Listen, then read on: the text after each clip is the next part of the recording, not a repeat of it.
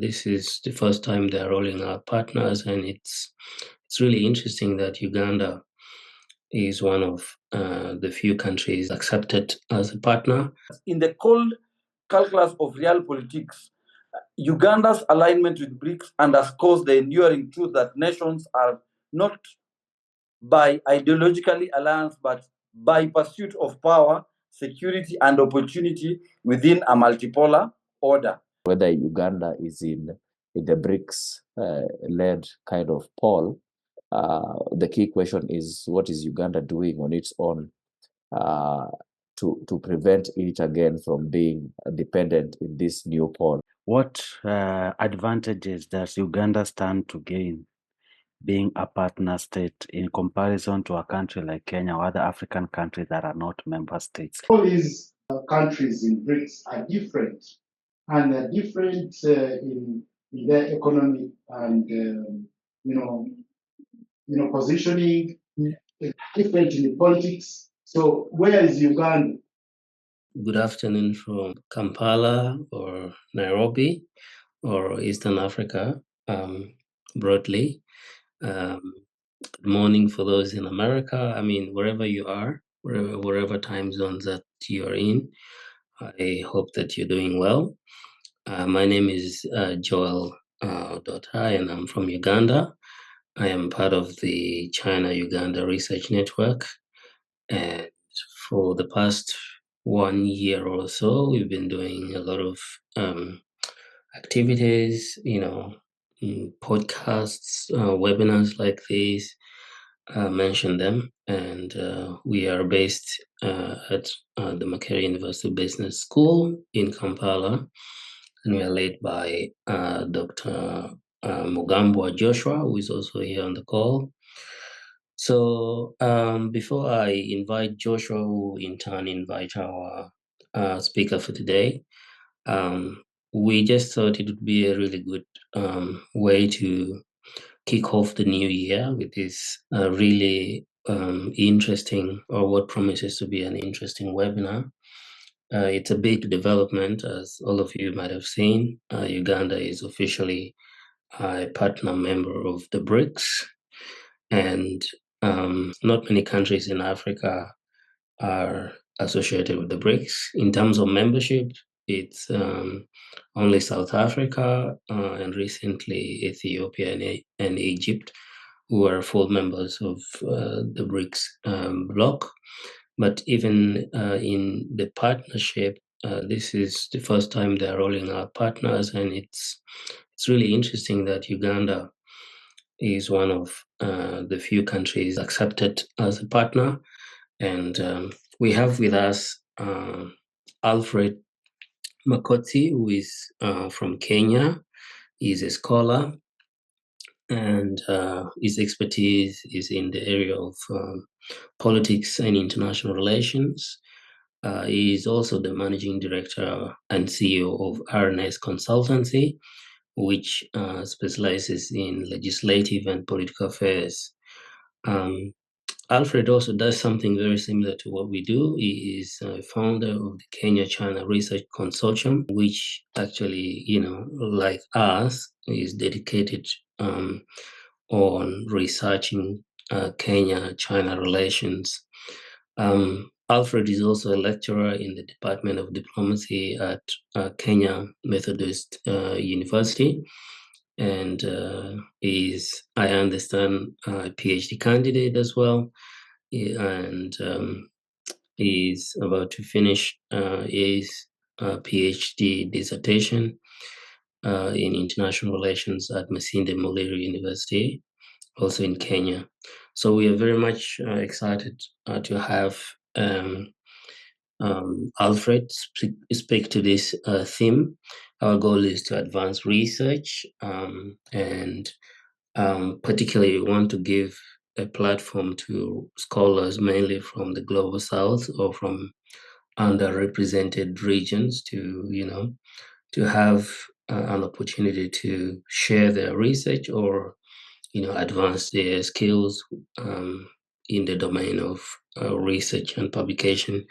So it's our tradition that we open our webinars and our events by recognizing our funders.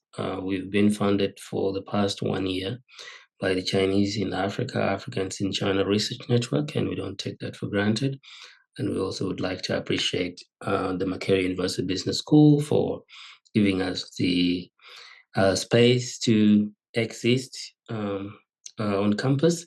So that said, allow me to welcome Dr. Joshua Mugambwa, who is coordinating our project and is officially going to welcome all of you and invite our speaker for today, who will give us his presentation, followed by a Q&A. So Alfred, just as a heads up, you'd have to spend about 20-25 minutes speaking, and then you can leave the remaining half of this session for people to interact with you, if that's okay. Thank you. Over to you, Joshua. Thank you very much, Joel, for the Kamugambwa. Our network, the China-Uganda Research Network, is inclusive. Promote Chinese Ugandan culture. Two activities. We host webinars and we podcasts.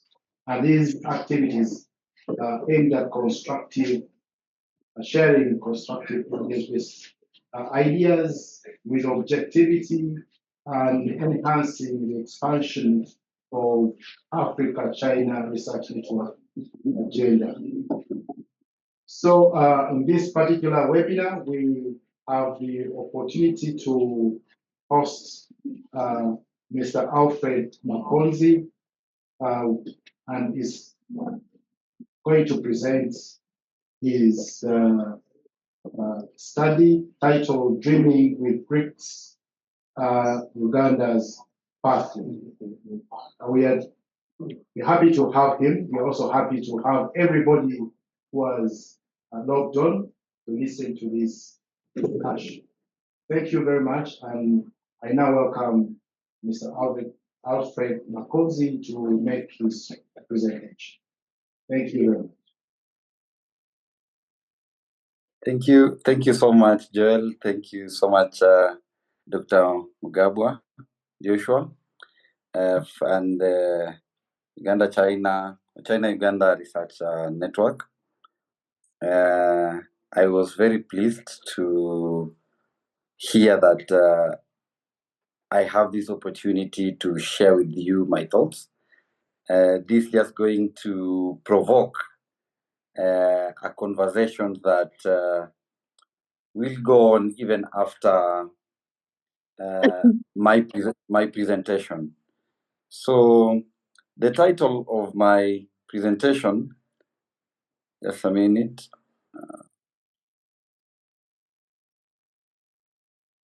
The title of my presentation is Dreaming with BRICS, Uganda's Pathway. On my introduction, I'm saying that Uganda is, of course, a landlocked country that depends on most of her neighbors and even nations that are not, or nation states that are not her neighbors for very many requirements, consumer goods and energy requirements. Throughout my study of international relations, I've known Uganda as being very pragmatic in its foreign policy. And since independence, it has been very cautious on how it conducts its international relations. At the continental level, Uganda has been a founding member of the Organization of the African Unity, which is now the African Union. And it is known worldwide and in Africa that Uganda is a supporter of liberation movements, especially in Southern Africa, with the case study of Rwanda when we had the genocide there. The hand of Uganda was seen to a greater extent. And on the global stage, mostly it has maintained an aligned posture. And since Uganda has had President Museveni for quite some while, it is easy to somehow dictate how Uganda will behave in its foreign policy, which means that if they like what you offer, they will take it no matter who you are. And if they don't like what you offer, no matter who you are, they will tell you off. Other countries may pretend, but Uganda is not one of those countries that will massage your back so that it gets something on return. And its foreign policy, it is based on promotion of regional integration, non-aligned movement, economic diplomacy, and very key on regional peace and security by sponsoring or taking part in various peace missions, Pan-Africanism, diaspora engagement, strategic partnerships, and sustainable development. What about on this other side? BRICS, which is an alliance of Brazil, Russia, India, China, and South Africa, with now other countries joining in, has its interest in the promotion of growth and development, of course, trade, multilateralism, which is advocating for a world order that is fair, inclusive, and representative. Of course, strengthening peace, political cooperation, and security cooperation, very important because of the domineering power of the Western powers and the US. Fostering sustainable development with the support of UN's 2030 Agenda for Sustainable Development, boosting scientific and technological cultural exchange, especially pushed by member states such as China, and expanding global influence. When you analyze BRICS in terms of combined population, GDP, purchasing power, it highlights a very significant influence on the global stage. And based on this analysis, a combined population by the UN population prospects, the size of BRICS nation collectively accounts for approximately 3.3 billion people, meaning approximately 41% of the global population. And they have a combined GDP, according to World Bank, of an estimate of US dollars 28.5 trillion, which is around 26% of the global GDP. And on the purchasing power parity, which is PPP, when measured by purchasing PPP, BRICS nation collectively account for US dollars 58 trillion, making up to 31% of GDP in terms of PPP. So this simply means that the influence of BRICS cannot be ignored. And these statistics are as per the nations Brazil, Russia, India, China, South Africa. We are not talking about the other nations that are joining in, such as Uganda. But which opportunities do this population PPP GDP present to Uganda? It brings in a critical component of a larger market of 3.2 billion people, which can be a massive consumer of Uganda's exports, such as tea, coffee, flowers, which are highly demanded in China, India, and the other places.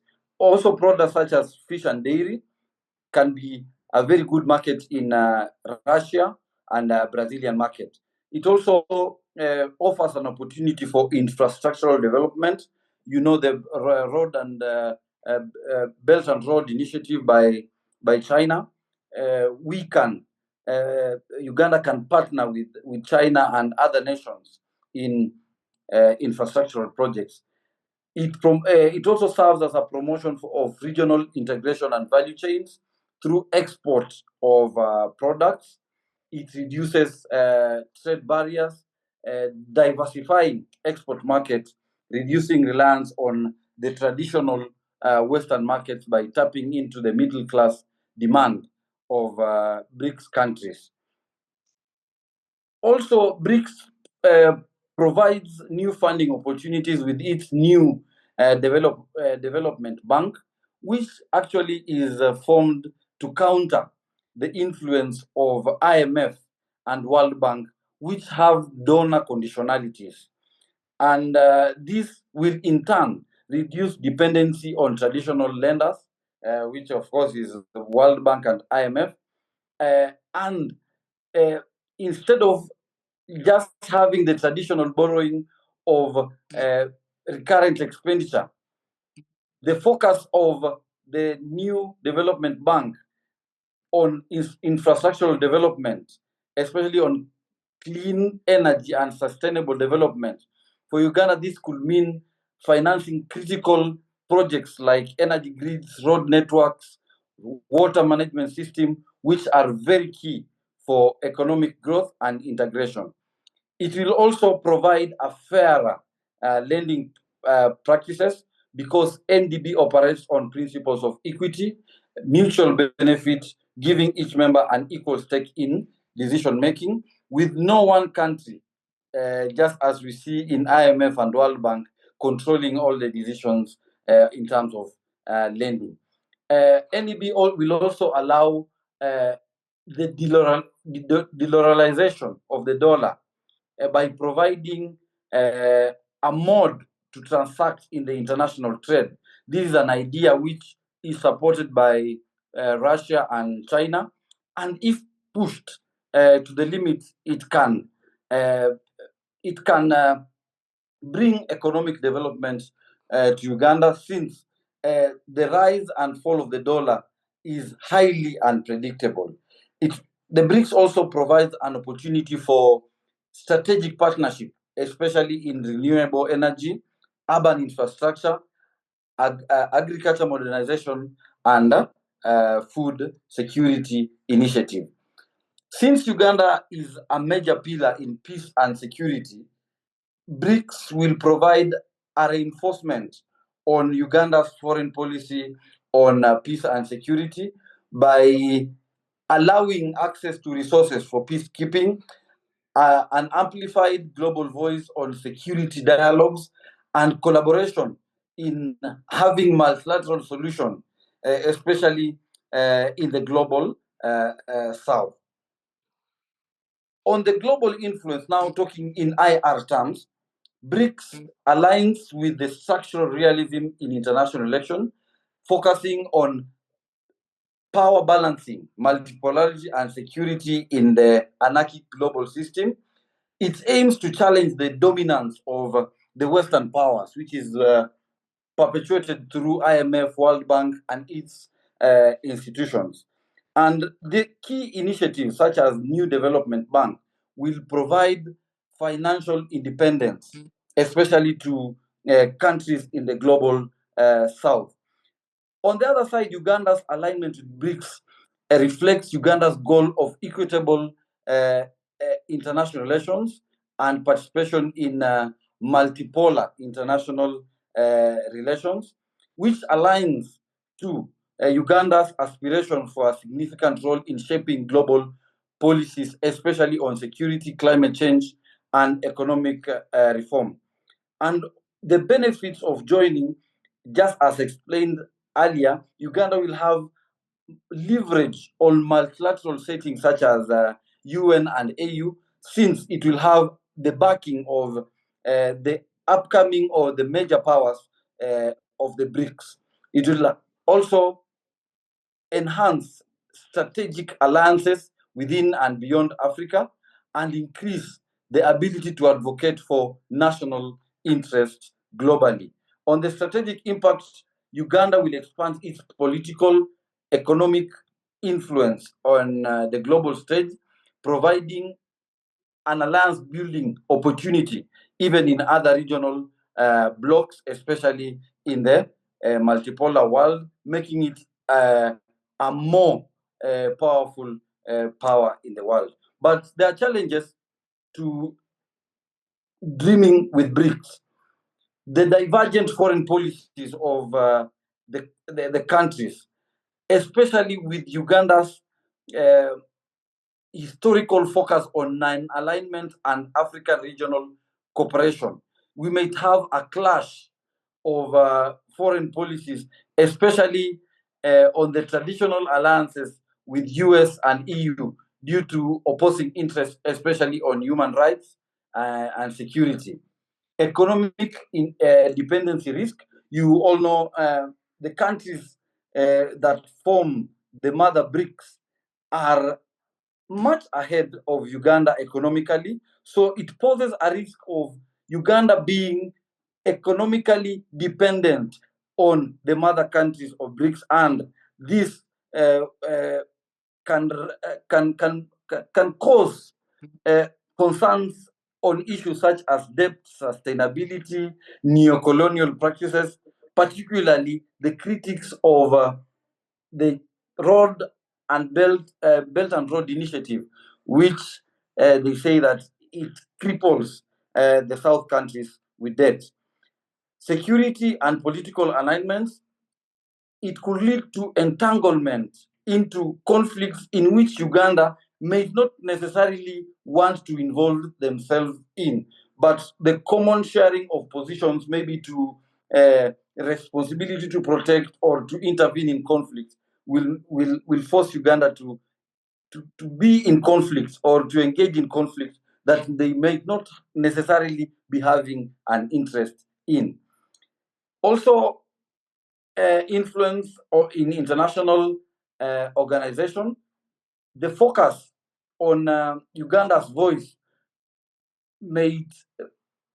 is a good thing in global governance, but risk entanglement in internal conflicts, especially in the act or the delicate act of balancing positions, especially when Russia invades Ukraine or when China invades Taiwan. Uganda will have to side with the members of the BRICS. So this, of course, it will boost Uganda's influence, but it may get itself entangled into the global world politics that may not be easy for Uganda to handle.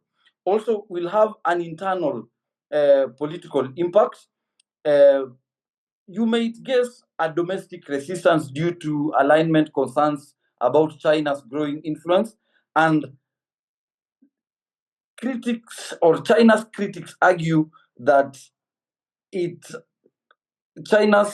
BRICS does not really look at the democratic governance of a country. So critics in Uganda may have an issue with Uganda fully engaging itself in the involvement of BRICS. On to my conclusion on the philosophical statement on Uganda's joining BRICS, especially based on the real politics. I conclude that in the cold calculus of real politics, Uganda's alignment with BRICS underscores the enduring truth that nations are not by ideologically alliance, but by pursuit of power, security, and opportunity within a multipolar order. The pragmatic decision to seek shelter in the shadow of emerging powers signifies Uganda's recognition that in an anarchic global system, survival and prosperity are achieved through strategic alliances, calculated risk, and willingness to challenge traditional hierarchies.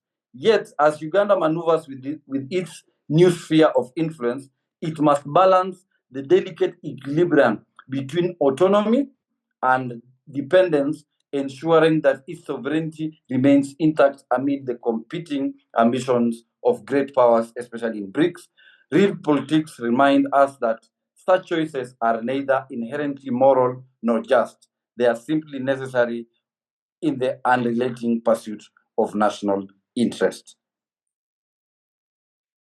I think that's a summary of my presentation. Wow. Thank you so much, Alfred. This has been very insightful. Thanks for your thoughts and insights. I think we'll just open the floor now for Q&A. So if you would like to ask any questions, now is the time. Or if it's a comment, also now is the time. We will have about 30 minutes to do that, and then we'll close it. Thanks for keeping time. Yes. So any questions, just raise your hand and then we will pick you, or you can also utilize the chat. If you don't feel comfortable speaking, you can just type and we'll read it to the speaker. So there are no questions yet. I can use this privilege, or there's one from Graham. I was going to use my facilitator privilege to just raise my question, but thank God Graham just raised his hand. So go ahead, please, and ask the speaker. Thank you so much, the facilitator and Dr. Makotsi for the presentation.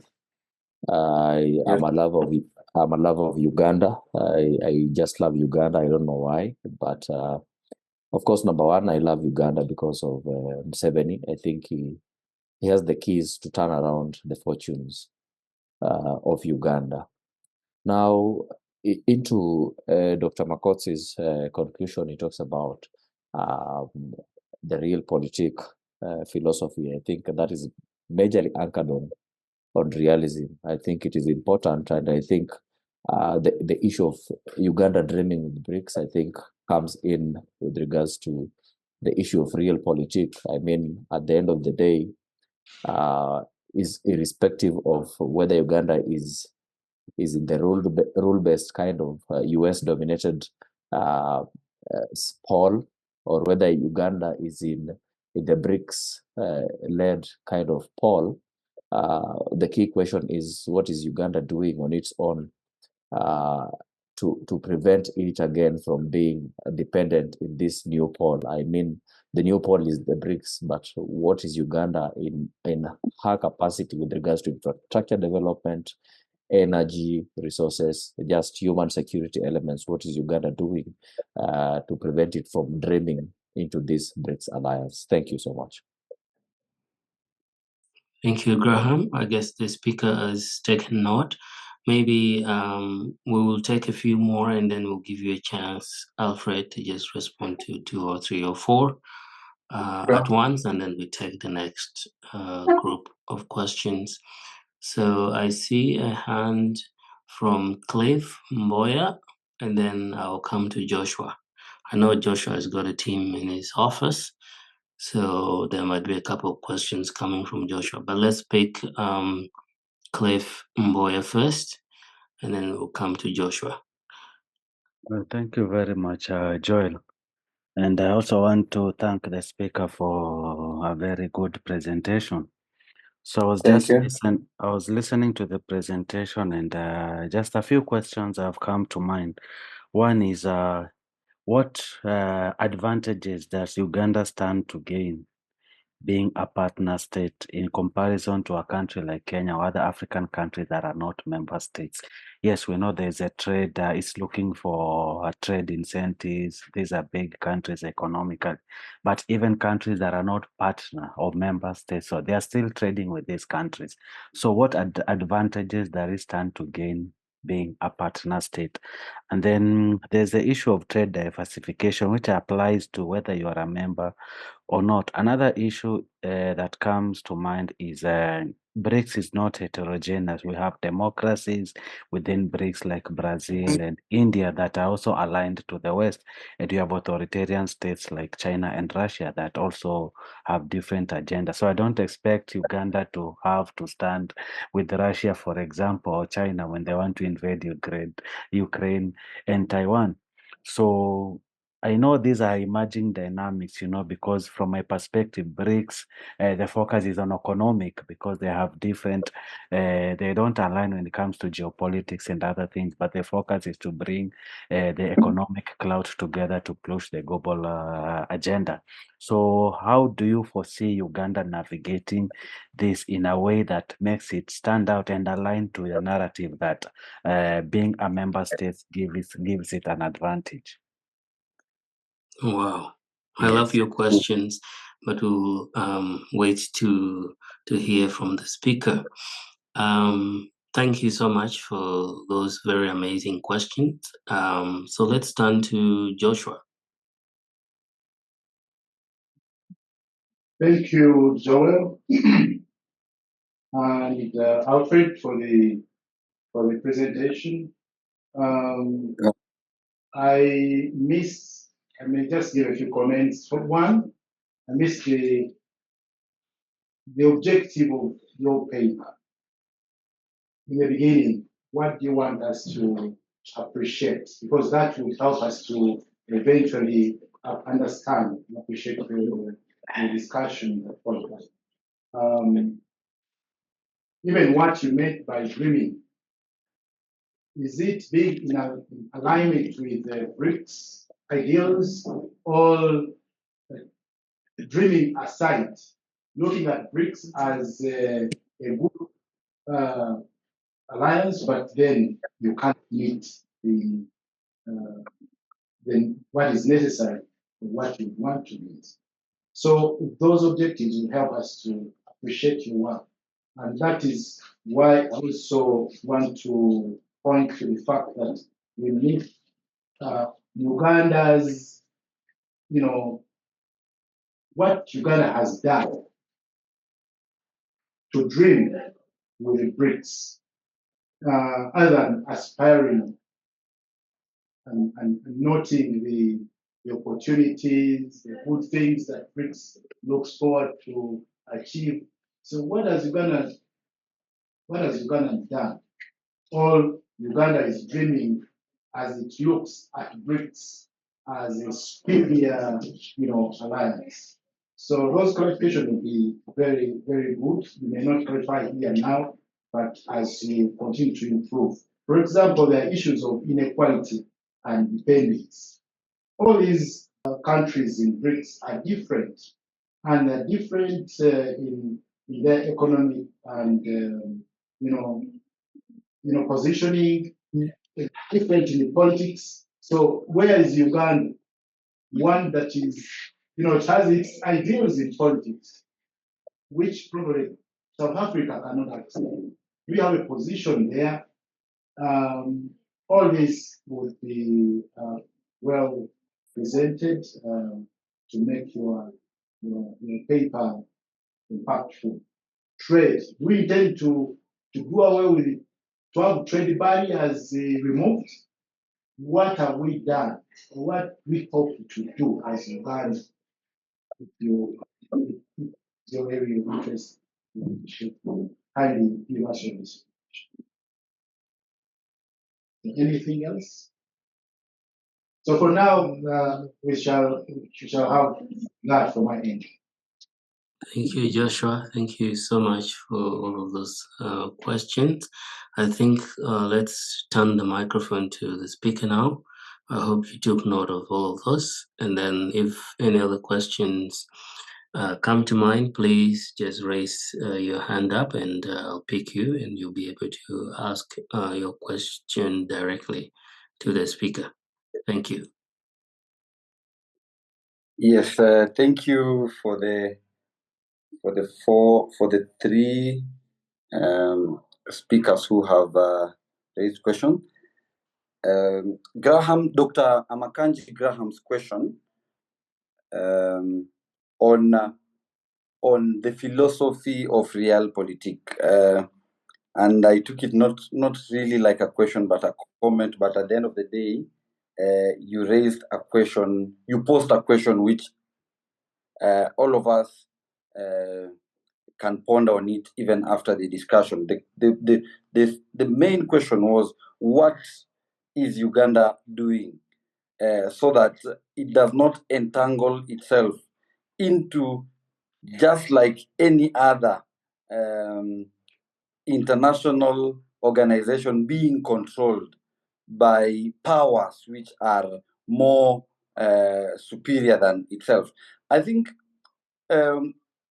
this can be answered philosophically by what President Museveni normally does or does. Analyzing him deeper, you'll find he mostly associates because of interest. He does not associate because of any other thing. And when the interests are not being taken care of, he is very quick to switch. And I think that is what Uganda is doing right now. It is convenient for them to join BRICS so that they can protect themselves from the influence of the West. We've been having a lot of opposition from the West, especially when President Museveni pronounces himself on the issues of homosexuality and gay rights and what have you.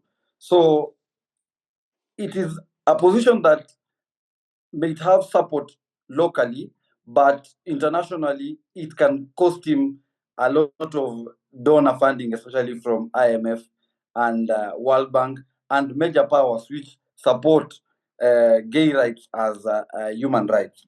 But being pragmatic, President Museveni and Uganda are shifting to a close alliance with the BRICS. I think that is what Uganda is doing.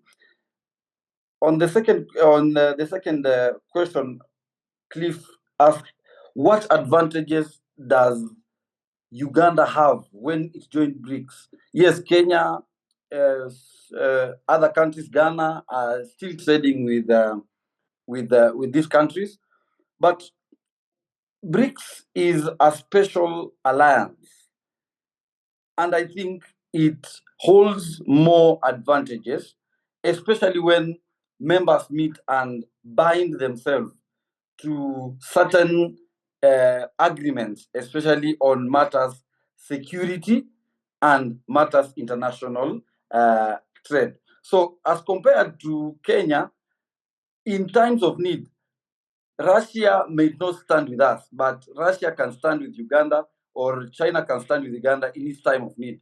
Just like we expect that Uganda must support or should support Russia's strategic goals when it wants to they say to reclaim its former territories such as Crimea and Ukraine.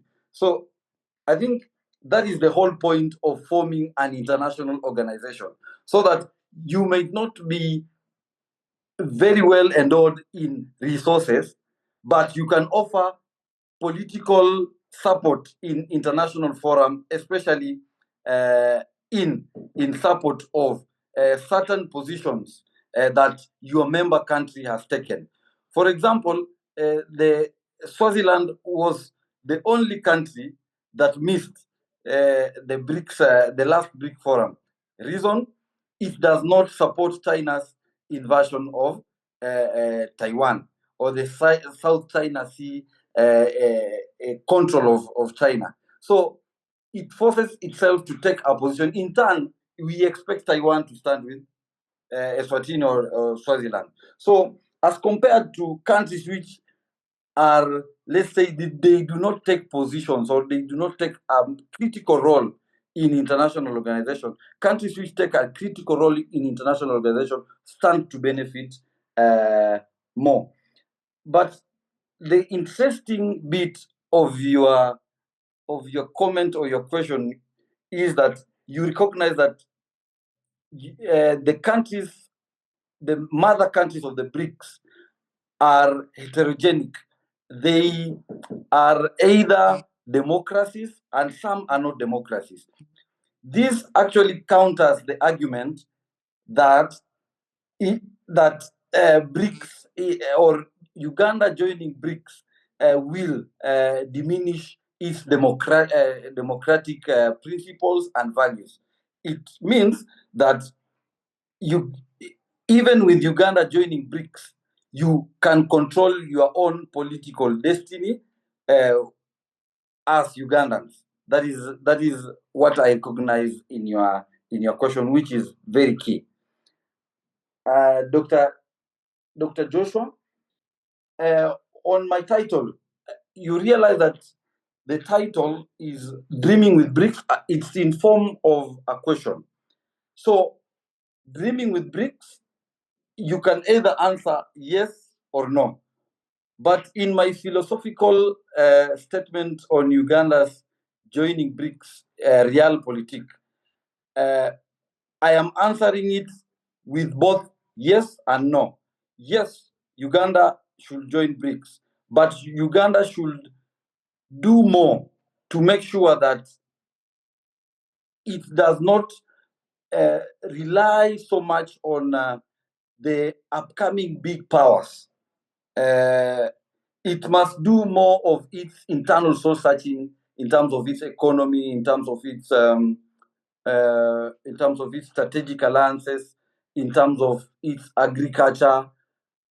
But it is important for it to do the soul searching while it is in BRICS. That is the answering.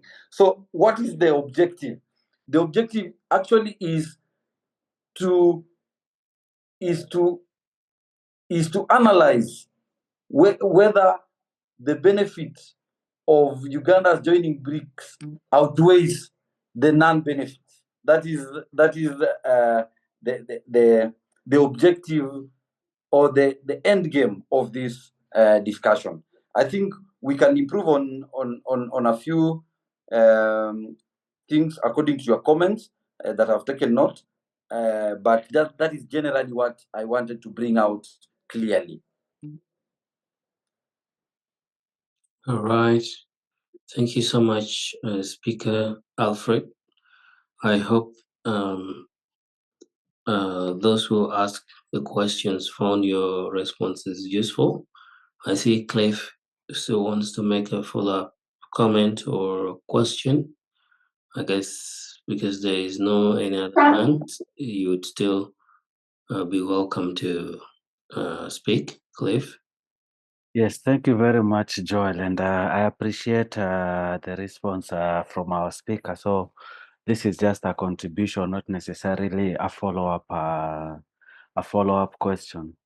And I think my conviction is that, and I wrote about this, I think it was my argument, and this was from a Kenyan perspective, and I think it also applies to Uganda because our foreign policies are not too dissimilar. And my main argument has been that our foreign policies are pragmatic yet very opportunistic. I'm not sure Uganda is very clear on what it wants to achieve from BRICS, but it just wants to align so that whatever opportunities arise, it finds itself suited there. But I wrote this from a Kenyan perspective because looking at our recent history, for example, I expected after Ethiopia, Kenya will probably be the next country. That is because South Africa is already there, but you are not there because we had a change of regime and you had a president who also trying to align with the West and see what benefits he can get by being a non-NATO ally, you know.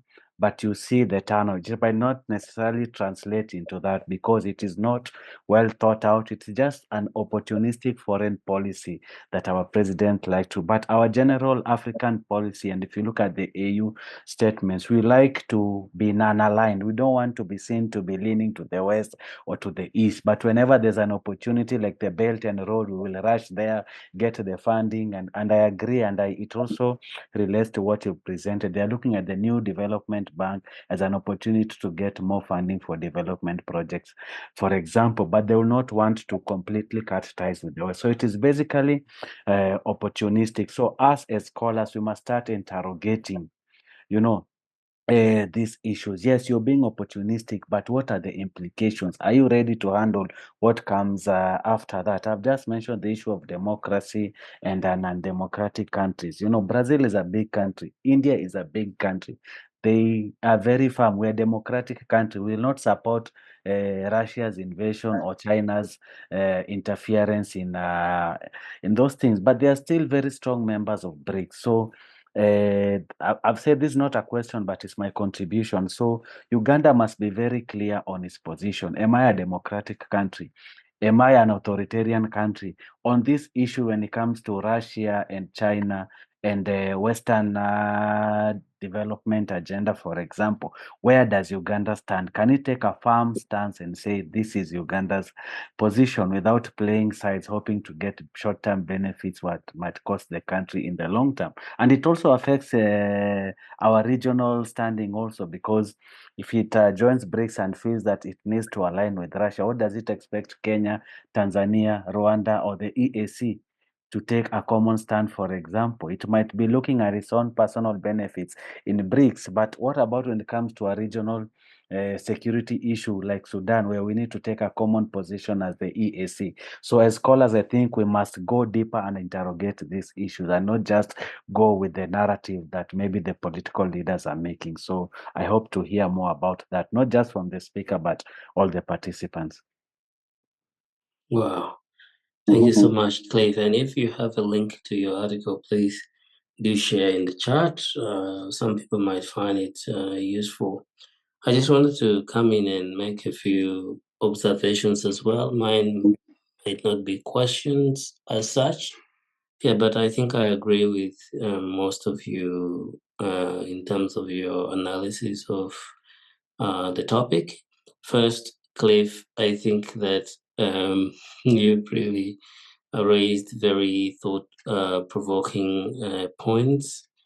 Yeah, so Uganda and a lot of African countries, even though in international relations, the realists would say that when there is a competition between two big powers, the small ones would be caught in between the competition, and they become what others call pawns in great power competition. But indeed, what we see on the ground seems to paint a different picture. If a small nation as small as Uganda is, leveraging on a lot of opportunities between bigger nations and taking a place in big international affairs, then yeah, it actually means that there is indeed some room for maneuver for all of these countries. It indeed depends on who drives the affairs of the country.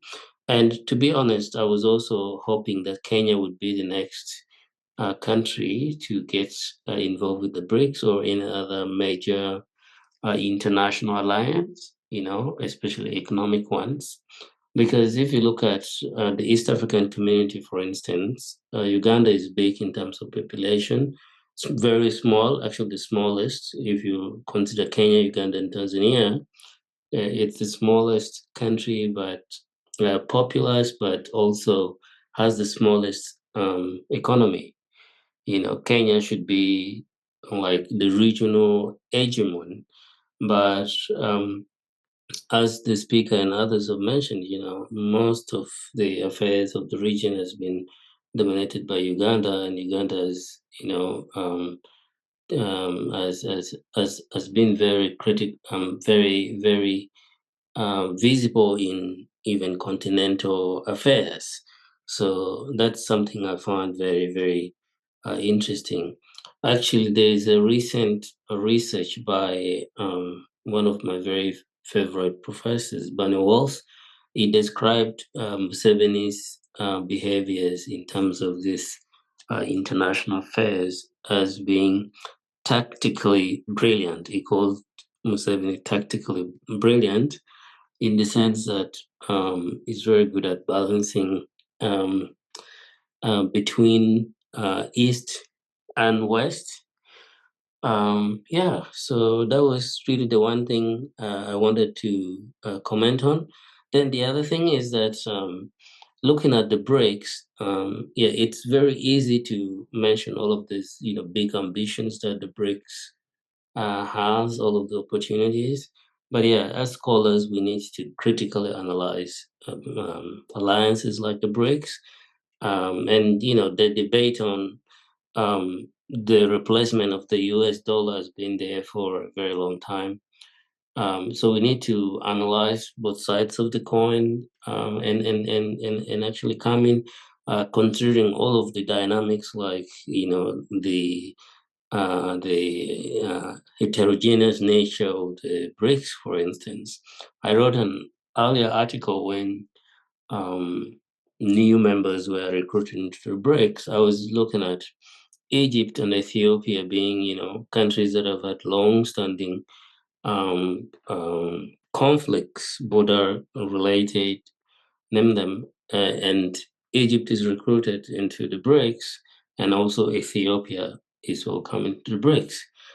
Iran had a very historical grudge with the UAE, for instance, and then the both of them also get invited into the BRICS.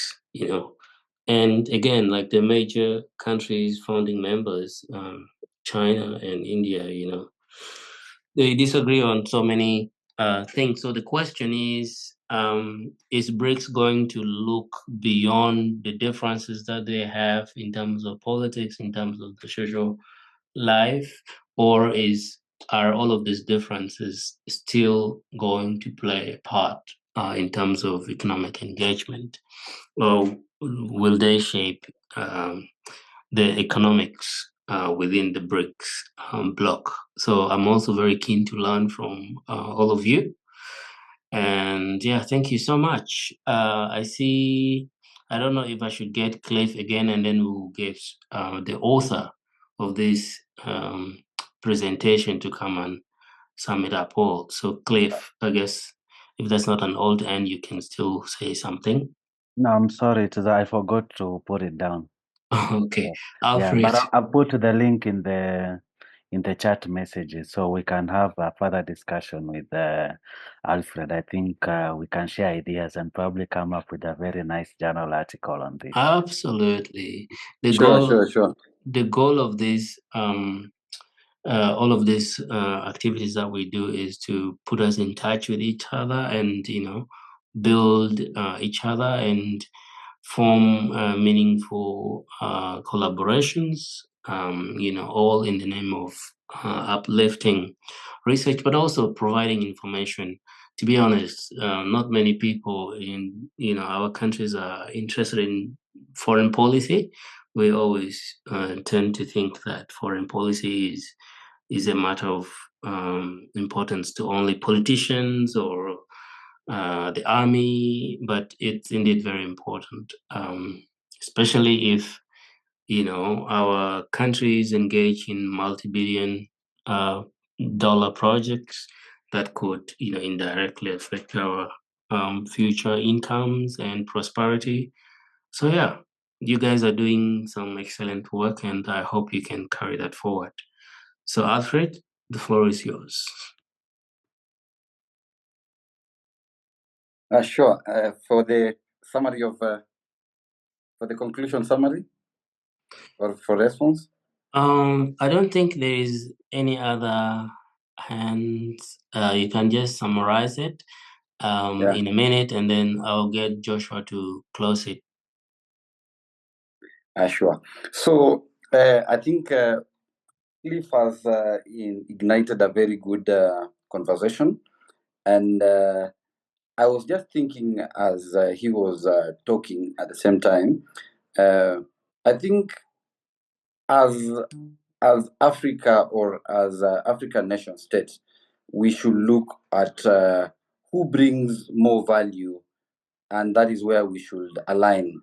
The only problem is that, of course, the BRICS, specifically China, brings more value, but the challenge you have with our countries is how we do our politics. That is first. Second, the accountability part of it.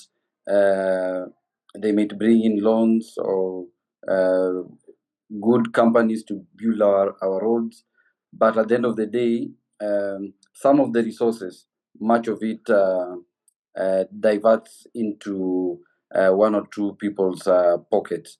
So at the end of the day, the idea of Uganda joining BRICS is a good idea. And Joel, I think Kenya should have joined BRICS, but the only reason why maybe we have not joined, we have pronounced ourselves on the Russia-Ukraine conflict.